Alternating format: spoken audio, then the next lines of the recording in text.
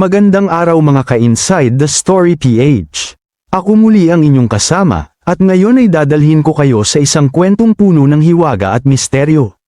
Isang lugar sa mundo na kinatatakutan ng marami, at hanggang ngayon ay hindi pa rin lubos na maipaliwanag ng agham, ang Bermuda Triangle. Totoo nga ba na may kakaibang puwersa rito na nagpapalubog ng barko at nagpapawala ng eroplano? O baka naman gawa-gawa lang ito ng mga alamat at haka-haka? Tara, sabay-sabay nating tuklasin. Ang Bermuda Triangle, kilala rin bilang Devil's Triangle, ay matatagpuan sa pagitan ng Miami sa Florida, Bermuda, at Puerto Rico. Bumubuo ito ng isang tila mahiwagang tatsulok sa karagatan ng Atlantic. Sa unang tingin, ordinaryo lang itong karagatan. Pero ayon sa mga ulat, mahigit 1,000 barko at eroplano na raw ang nawala rito, at karamihan ay hindi na muling natagpuan. Isa sa mga pinakaunang kaso ay noong 1945, nang mawala ang Flight 19, isang grupo ng 5 American torpedo bombers na nagsasanay sa dagat. Nawala sila nang walang bakas, at pati ang eroplanong ipinadala para maghanap sa kanila, ay bigla ring nawala. Simula noon, naging tanyag ang Bermuda Triangle sa buong mundo bilang isang misteryosong lugar ng kamatayan. Maraming kwento ang kumalat tungkol sa mga barko at eroplanong lumusat sa tatsulok na ito. USS Cyclops, 1918, isang higanteng barko ng US Navy na may sakay na higit 300 katao.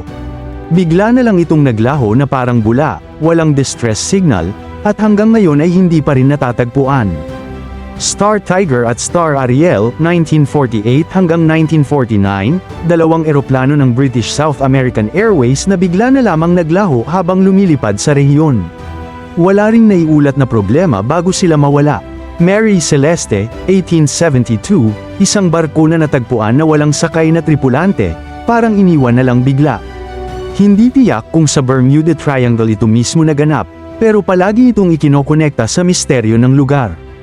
Ang mga kasong ito ay nagpapalalim sa paniniwala na may kakaibang nangyayari sa Bermuda Triangle, isang bagay na hindi maipaliwanag ng karaniwang loika. Ngayon, ano ba ang mga paliwanag na ibinibigay ng iba't ibang eksperto at mananaliksik tungkol sa misteryo ng Bermuda Triangle? Number 1. Human error at weather. Maraming eksperto ang naniniwala na karamihan ng pagkawala ay dulot lang ng pagkakamali ng tao at bigla ang pagbabago ng panahon.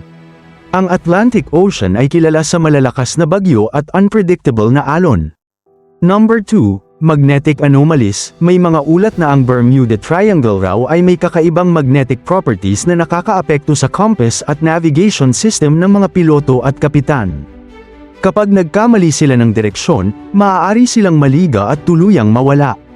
Number 3. Methane hydrates. May mga siyentipiko na nagsasabing ang sahig ng dagat dito ay may malaking deposito ng methane gas. Kapag ito ay biglang sumabog o kumawala, pwedeng bumula ang dagat at bumagsak ang mga barko na dumadaan dito. Number 4. Alien abduction. Siyempre, hindi mawawala ang mga haka-hakang baka raw ang mga alien ang may kinalaman. Ayon sa ilang teorya, ginagamit ng extraterrestrials ang Bermuda Triangle bilang portal o gateway. Number 5. Atlantis connection. May naniniwala rin na baka raw ang nawalang syudad ng Atlantis ay nasa ilalim mismo ng Bermuda Triangle, at ang mga advanced na teknolohiya nito ang dahilan ng mga misteryo. Pero sa kabila ng lahat ng ito, maraming modernong siyentipiko ang nagsasabing walang sapat na ebidensya para ituring na kakaiba ang Bermuda Triangle. Sa katunayan, ayon sa US Coast Guard at iba pang maritime organizations, ang bilang ng mga aksidente sa Bermuda Triangle ay hindi mas mataas kumpara sa ibang parte ng karagatan. Marahil, nadagdagan lang ang misteryo dahil sa mga alamat, pelikula, at kwento na pinalaganap ng media. Gayunpaman, kahit may paliwanag na, hindi pa rin nawawala ang takot at kuryusidad ng mga tao. Hanggang ngayon, marami pa ring naniniwala na may kakaibang puwersa sa likod ng Bermuda Triangle. Mga ka-Inside the Story PH, ano ang masasabi ninyo? Ang Bermuda Triangle ba ay tunay na misteryosong lugar na may koneksyon sa mga alien o sa Atlantis? O ito ba ay simpleng alamat na pinalaki lang ng media? Isa lang ang tiyak, ang ating imahinasyon ay palaging hahanap ng kasagutan sa mga bagay na hindi natin maipaliwanag.